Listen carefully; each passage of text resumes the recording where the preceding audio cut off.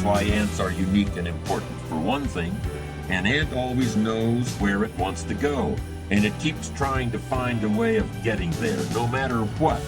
If you put a pebble in front of an ant, the first thing it does is try to find a way around the pebble. It tries to go one way. If it can't get around there, it tries to go the other way.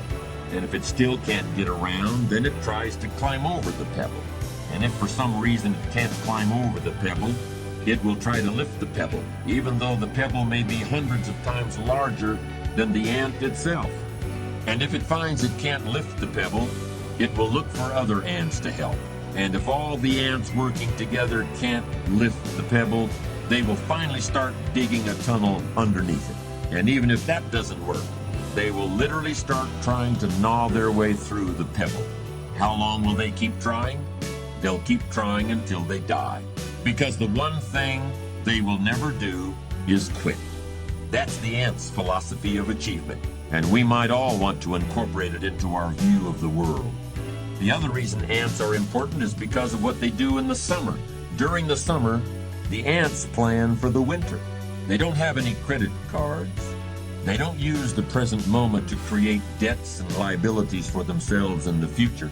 They use the present moment to create assets for themselves. Do you remember the fable about the ant and the grasshopper? The grasshopper laughed at the ant for working so hard all summer. The grasshopper just enjoyed himself, leaping around in the high grass without a care in the world. And when the winter came, he starved to death, while the ant had plenty to eat. Remember, we've all been grasshoppers at some point in our lives. Just make sure you're not one now. Character is the means for transforming ideas into achievements. It's somewhat abstract in the sense that you can't lay your hand on it or point to it or weigh it on a scale. But in a very real sense, character is what allows you to get where you want to go. If you want to drive from your home to a store on the other side of town, you'll need an automobile with gas in the tank, and you'll need keys to start the car. But you'll also need to know how to drive.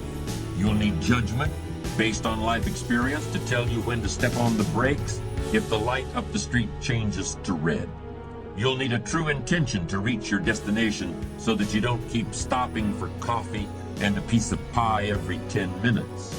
You'll need to know how much time to allot to the trip so you can get home in time for whatever else you have to do. And you'll need enough maturity to call and say you're going to be late if you get stuck in a traffic jam. You can't lay your hand on any of those things, and you can't measure them with a yardstick. But they're as important to reaching your destination as the car, or the gas, or the keys to start the engine. They are analogs of character. There are all sorts of ways to keep track of the condition of a motor vehicle. You can look at the tires to see whether they've worn out their tread. You can look at the odometer to see how long it's been since you've changed oil. And you can turn on a switch and then walk around the car to see if the headlights and the taillights are working properly. There are objective indicators of the condition of your car. Similarly, there are ways of objectively evaluating your achievements. Most people don't take advantage of them as often as they should, but they're available nonetheless. For example, you can put together a financial statement in order to determine your net worth. You can hire an appraiser in order to learn the market value of your house.